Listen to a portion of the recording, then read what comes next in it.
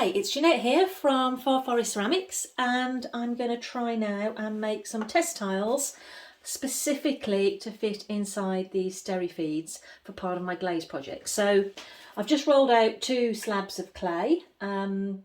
These are just under they're just half a centimetre in depth.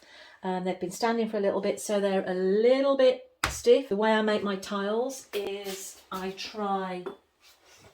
I actually do a square base, don't make them super strong at the bottom so that I can snap that base off later. I have a hole in so that when I've snapped the base off I can actually hang them on my test tile wall, and I put texture on the one side.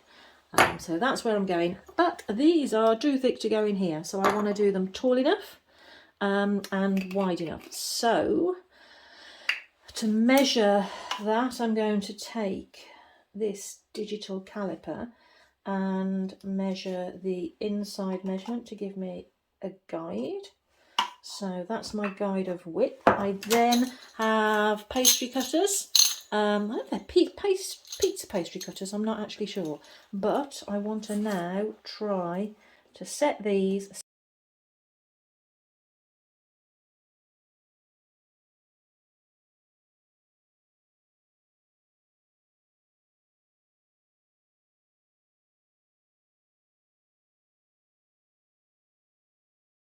So while I've got it in this position, I'm going to put some texture on, and I like to put some lines, and I use this tool that's got a couple of grooves in it because I find that's nice and consistent.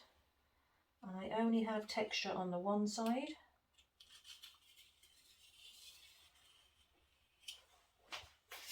So I will run a line across the top edge. Now I need to do some indentations, so I will do one big circle first of all in the middle.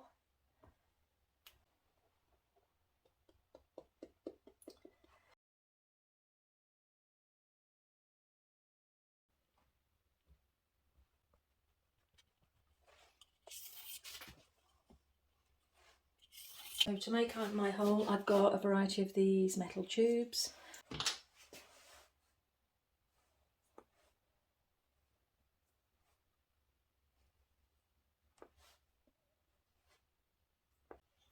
So I'm now going to just cut some bases, literally just using a square cutter. Okay, so I've cut a few more tiles out and got enough bases to match. So now I need to number my bases. I'm not bothered about how clean the bases are because after they've been glazed these get snapped off and thrown away. But at the moment I'm just going to put, using a stationery, where's it gone? A stationery stamp. They're still available on Amazon. This is what I use to put my numbers in. It just means I don't have to worry what number was the last one I used. I just keep incrementing it one. So I'm just adding a bit of corn flour to help save it sticking. Let me see where I'm going.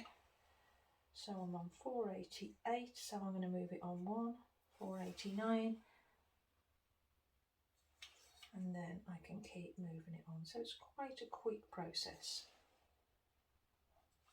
So slipping and scoring.